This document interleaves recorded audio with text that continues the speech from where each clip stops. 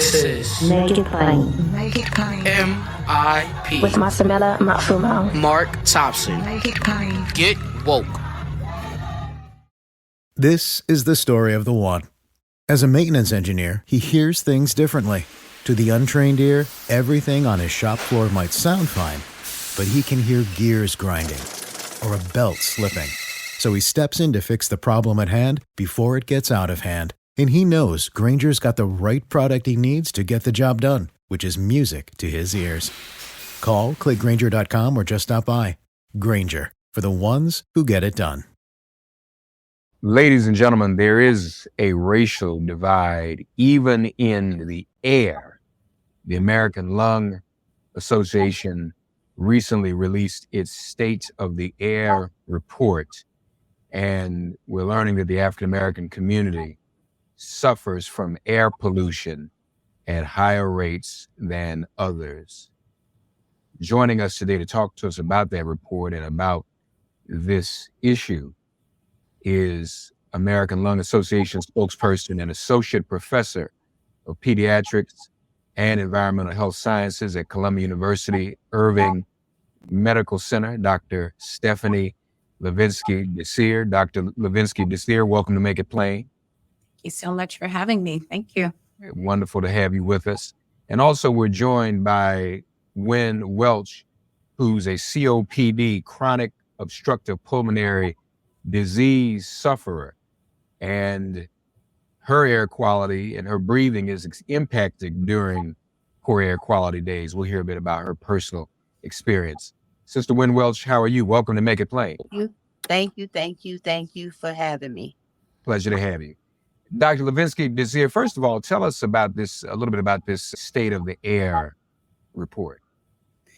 The State of the Air report is something that comes out every year from the American Lung Association, and you can think of it as a report card.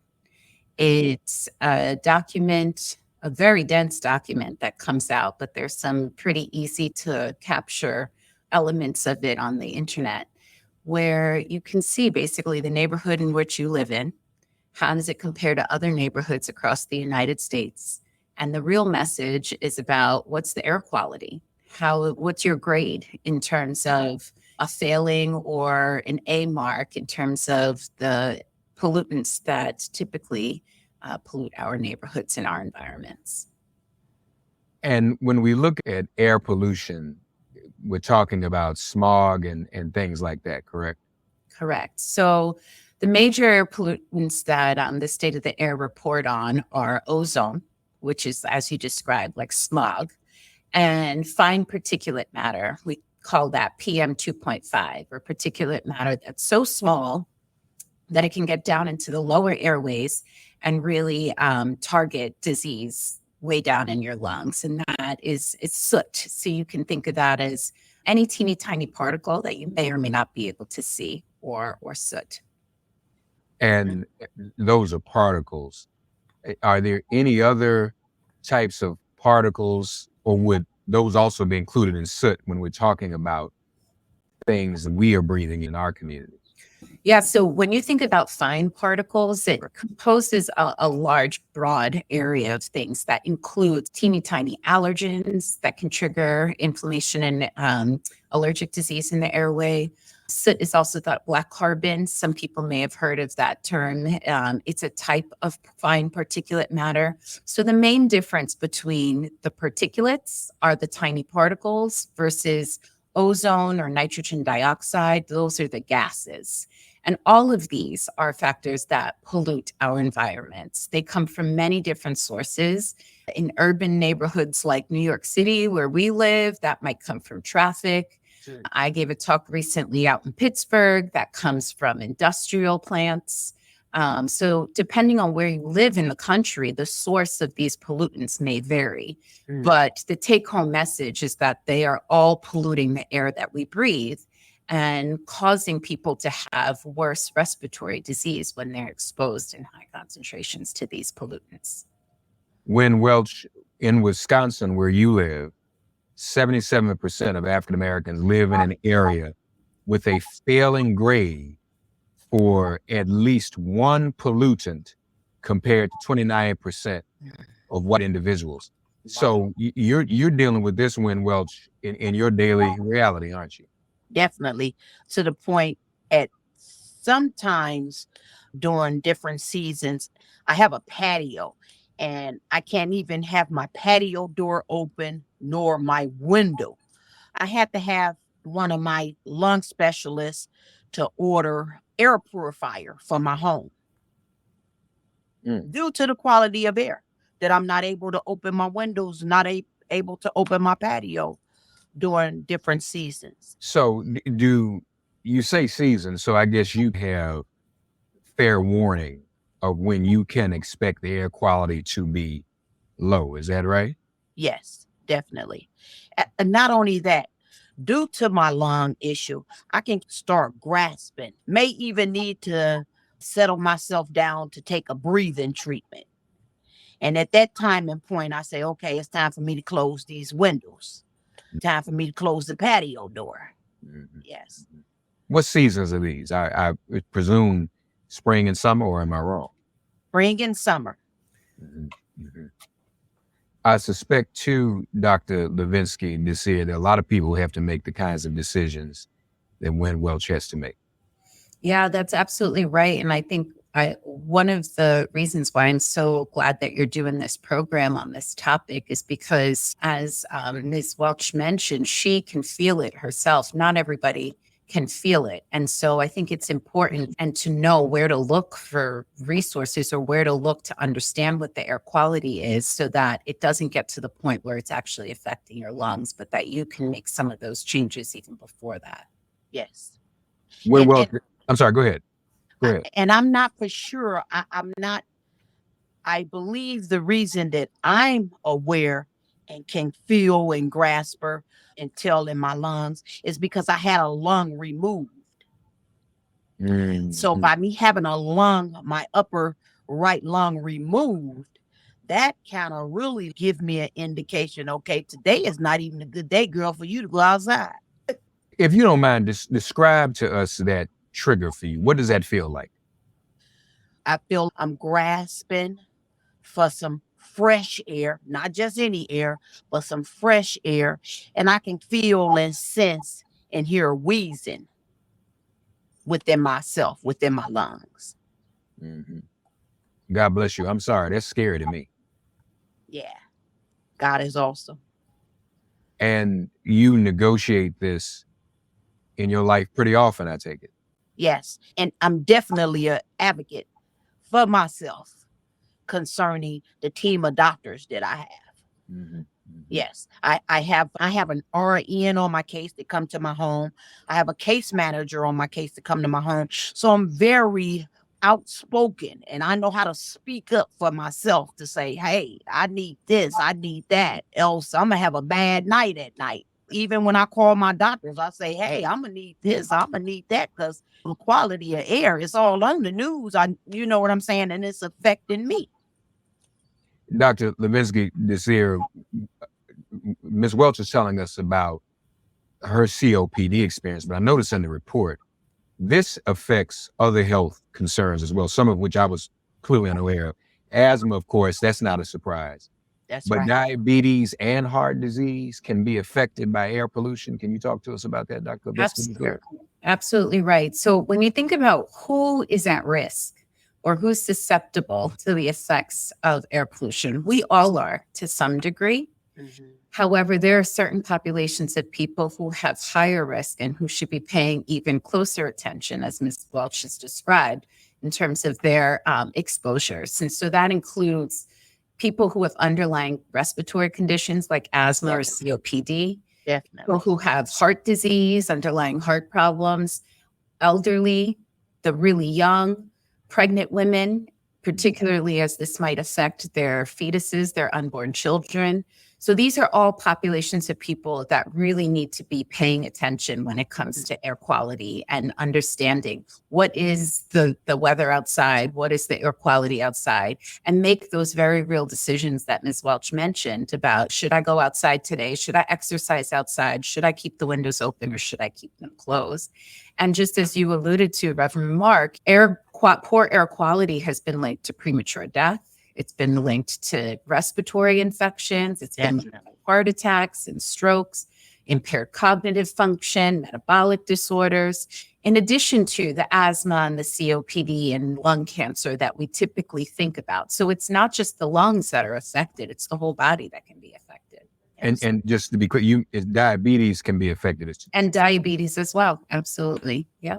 So when we look at this, the solutions aren't necessarily right at our fingertips. We're talking about, aren't we, Doctor, a society that is just now becoming popular to deal with environmental issues like this. This is not just a button you can press to make the air quality better, is it? So this is the big issue, right? When you think about why are there disparities in health outcomes in our country?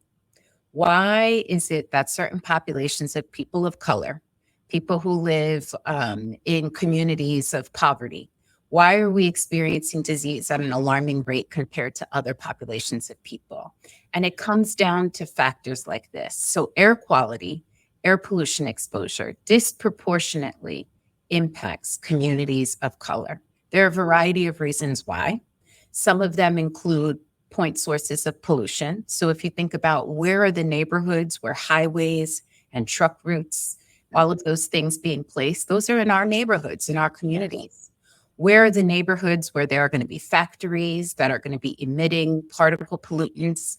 Those are in neighborhoods where we tend to live. And so when you think about why is it that our people end up having worse disease, it's because of structural factors in the communities and the neighborhoods where we live that make us disproportionately exposed to environmental pollutants like the air pollutants we're talking about right now that are highlighted in the State of the Air report. And yes, if we're thinking about how do we reduce disease burdens in our communities, we have to think about not just how are we taking care of ourselves and how are we trying to keep ourselves healthy, but where are we living? Where are the community? What's the neighborhoods around where we're living? And how do we advocate for environmental justice and making sure that our communities have clean air? Yeah. Sister Wynn, tell us about your neighborhood. Do any of those things exist in your neighborhood in Wisconsin? First of all, what city are you in? I am in Glendale, Wisconsin. So you got highways and stuff like that all around you? Definitely. I am it's suburban area, but I'm definitely right next to 43 North, 43 South. Okay. And there's a lot of trucks, a lot of construction going on. I even live right in back of We Energy. Yeah, it's a lot going on. Now We Energy. Tell us about We Energy. Beg your pardon? Tell us about We Energy. We Energy is where we get our lights. That's what I thought. Electricity. That's what I thought. Okay. Yes. So it's definitely a lot going on in the neighborhood that I'm in. And I don't want to take for granted, Dr. Levesque, this here, that everybody gets this, but you mentioned how a lot of these factories and whatnot are in proximity to our communities. That's an historical thing, isn't it? Because our good friend, Dr. Benjamin Chavis, coined the phrase years ago, environmental racism. They put things that are dangerous and pollutant closer to us so the white folks don't have to breathe. Exactly. Right. What's dirty. And also, quite frankly, the land to build is always priced down. Yep. Where we live. So it's cheaper to put stuff in our neighborhood. That's right. Exactly. So this is an example of that type of ongoing environmental racism, isn't it, Doctor? Exactly right. And can I raise you one? You hear about these congestion pricing that's about to happen in New York City? Yes. Read about this, right? The idea is that in lower Manhattan, there's a lot of traffic and that is potentially causing more air pollution in lower Manhattan. In addition to other factors for why they are implementing this congestion pricing tax. But if you think about what that's going to do, is that people who are not going to want to pay extra money, $20, $25 to drive into lower Manhattan are going to drive into your neighborhood in the Bronx to avoid. So we're going to further increase or further pollute the neighborhoods that are already marginalized at this current time. because, and this is the key takeaway when you think about environmental justice, the idea is that we need to have a voice in the policies and the rules and the regulations that informed the air and the environments with which we're living.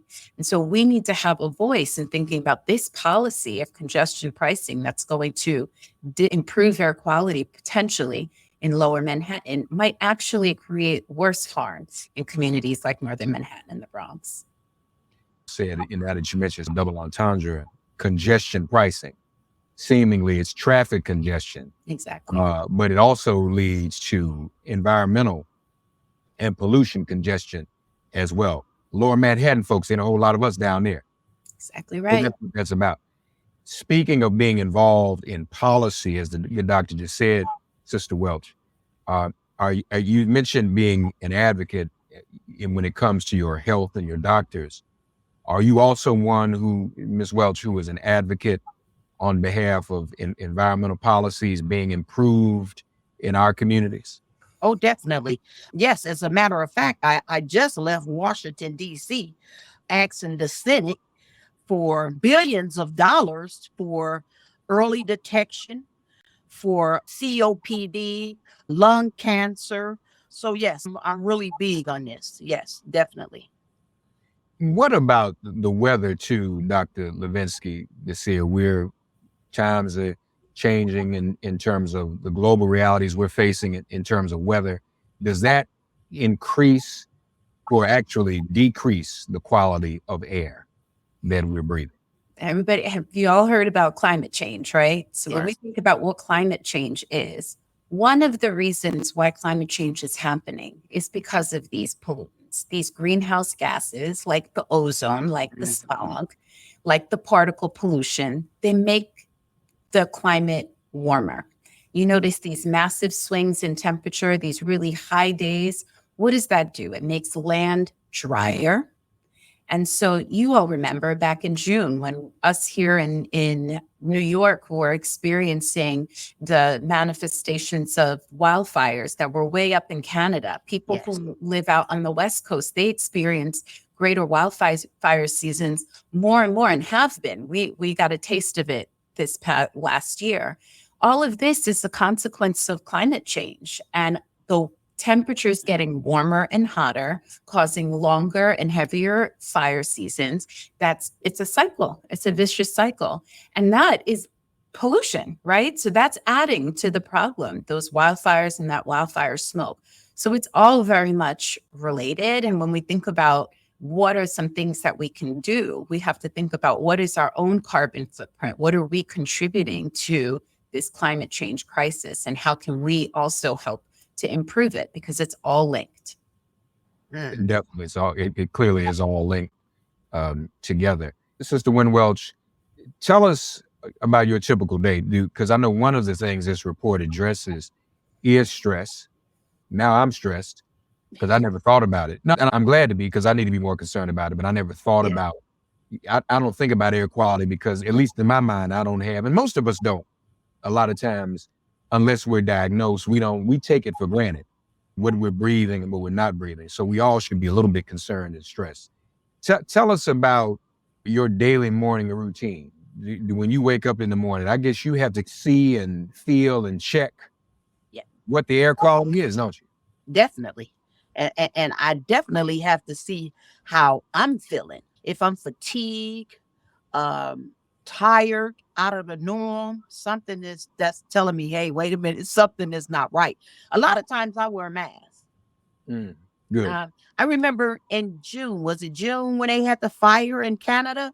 I couldn't even really go outdoors, and I have to work, and I work in the medical field. I work for surgeons. So I was like, I cannot even come outside. I say it's just, and thank God that my job and the surgeons that I work for, they have been with me throughout this whole ordeal, even through my lung cancer, even the cancer went from my lung to my brain. So I had to have brain surgery. They had the cancer removed, all of that. So the people that I work for, they're so dear and near to my experience. They don't bother me. They know when this air quality, Don't even look for her to come out the door, because I sent the picture, and I was being sarcastic about it. But I sent the picture, and I think I had everything on.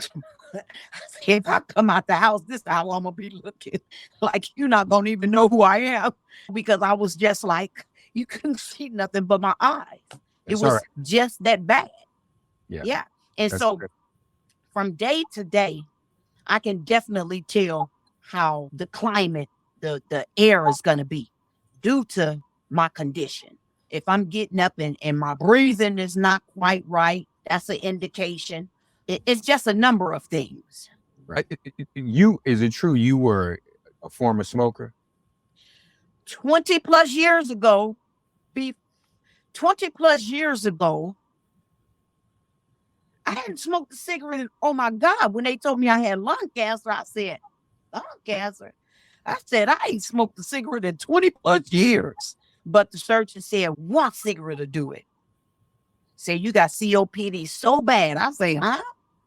Yeah. So were they saying it was from the cigarettes or from the pollution? Was that It was a little bit of both. The COPD, the air pollution. If this is just me, if a person have quit smoking cigarettes, however many years, but still in that air quality and got COPD, that's dangerous. Yeah. That's really dangerous. so that's scary too, Dr. Levinsky, to see us Yes. you nodding. Yeah. Let me ask an extreme question to you, doctor. Is consistent poor air quality as bad as someone who's smoking all the time? Yeah, it can be as bad. And as a matter of fact, I am a pediatric pulmonologist. So I take care you of know. children who have lung disease, and they're not smoking. Mm. But we know that there are studies that show that chronic exposure to poor air quality leads to lung diseases, even in children, like asthma. Or chronic exposure to poor air quality leads to children's lungs not developing fully and actually having smaller lungs than people who may not have been exposed. And let me add to that. So what Ms. Welch is describing and what you mentioned, Reverend Mark, about stress, there's a real phenomenon out here called weathering. I don't know if you've heard of this. There's a book by Arlene Geronimus where she describes this concept of weathering.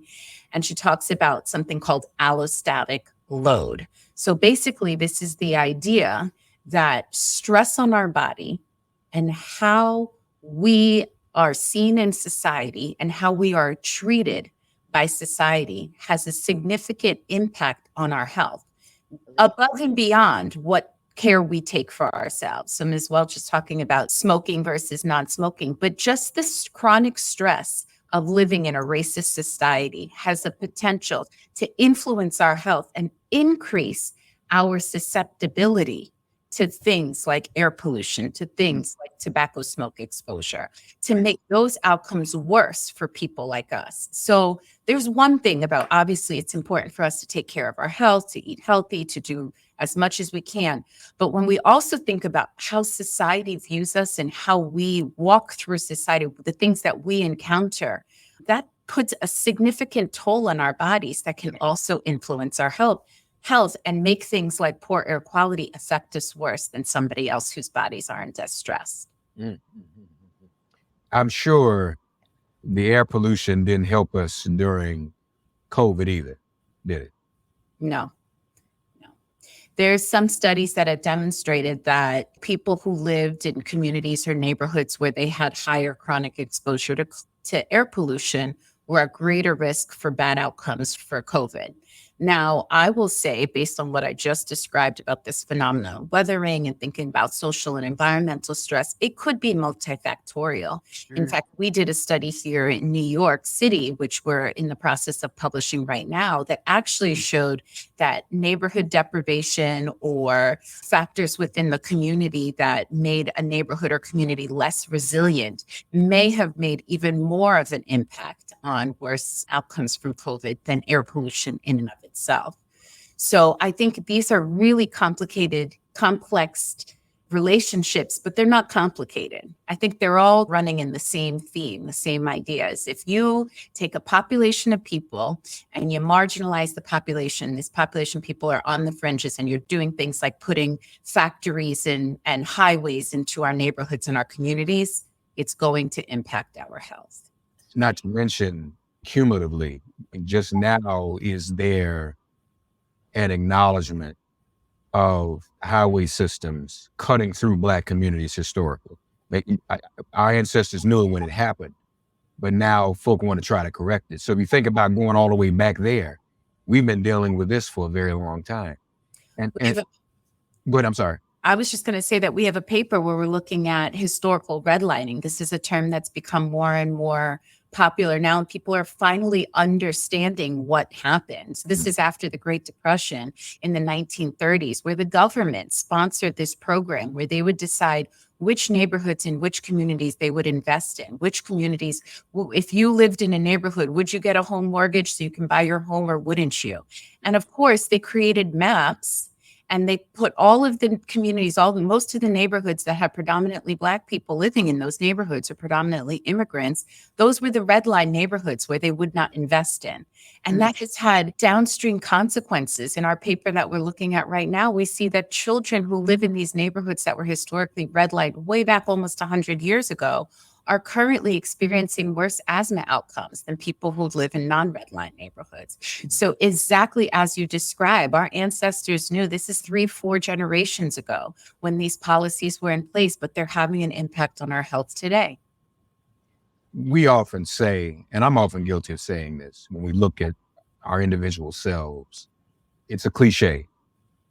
When you think you're doing bad or poorly, keep in mind that oftentimes you're still blessed and there's someone doing worse than you. But you just enlighten me, doctor, that's not necessarily true, just from what you described about the psychological and the psychosocial stress. So in fact, if you do think you are doing bad, not only are you probably are, but the stress that thought brings can put you in a position as bad as anybody else you can imagine. And that's a heavy thing to think about. Win Welch, what advice do you have for anyone listening who is trying to negotiate? I imagine there even some people, folks, that's why this report is important. Again, there's some of us who have issues we don't even aware that we have. That's right. So if I'm someone listening, if you're listening, you're suffering from COPD or asthma or something, and okay, doc said you got COPD and asthma, but nobody has bothered to inform you, or you've not been able to find information to show that the air quality where you live, you should look at this report, find out where you live and how the air quality affects your conditions, heart disease, diabetes, other things that we don't necessarily associate with air quality. This air quality might be a factor. What advice do you have for people, Win Welch, who are trying to negotiate their lives in spaces of poor air quality? The first thing we need to do, instead of us talking about it, where are we going to go? Who do we see about this? Do we go back to Washington? And this is a serious question. Do we need to all get together and go to Washington? Do we need to go talk to the cynics? Yes, ma'am. Do we need to go get a bill written up and signed by the president? What is it? My story is this. Mm-hmm. If you know better, you should do better. You should want to do better. But I know a lot of people that know my story and has been diagnosed with COPD, won't get up and do nothing about it.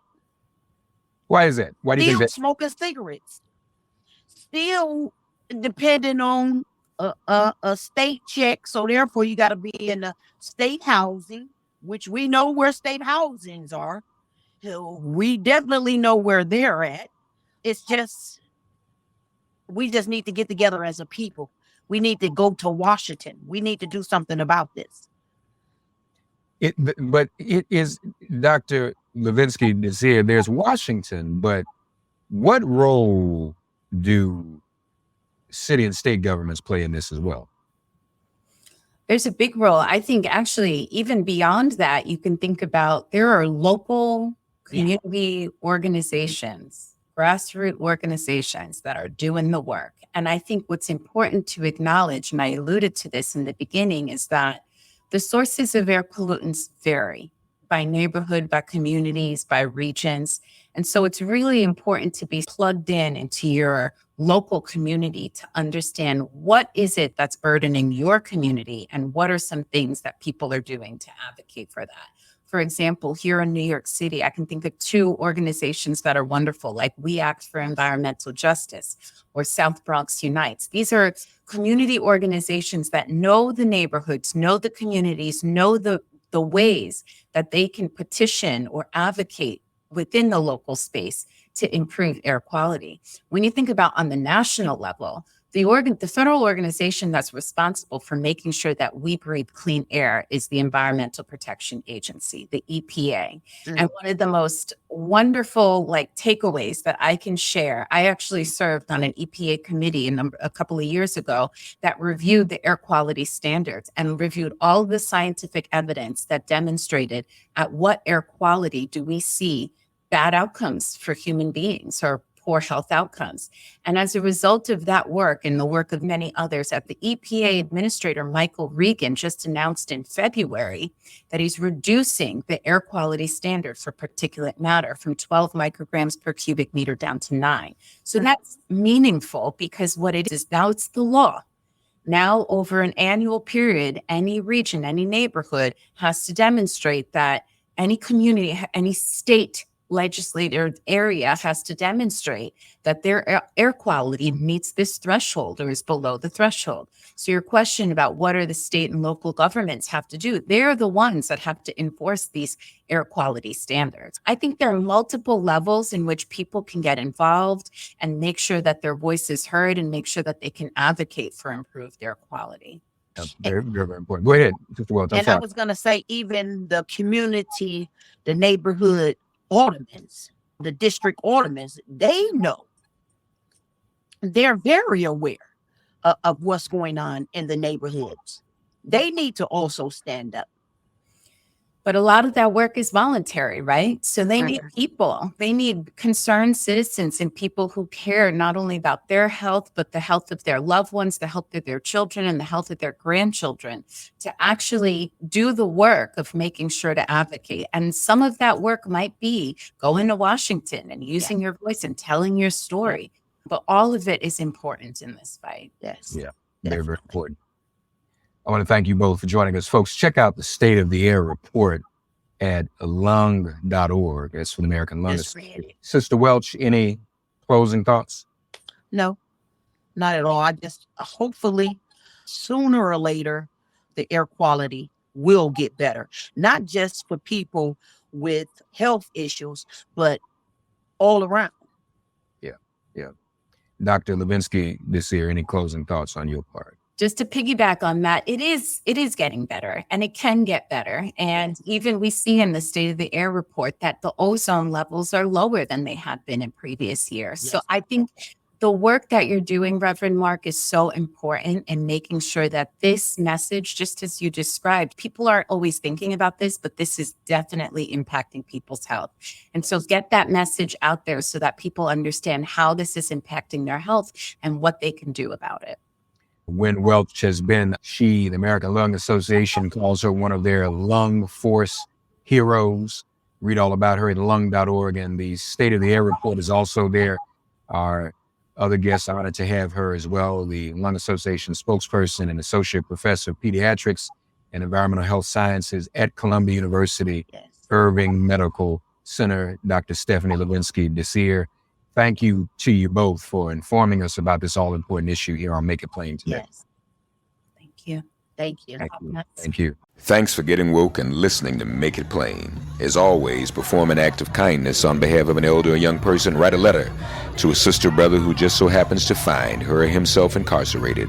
Offer libations to the ancestors upon whose sturdy shoulders we all now stand. And above all, give thanks to the God of your understanding by whatever name you call her and him. All God asks of us is that we give each other love. Thanks for giving MIP love. And please remember to subscribe and give us a 5-star rating. If all hearts and minds are clear, it has been made plain.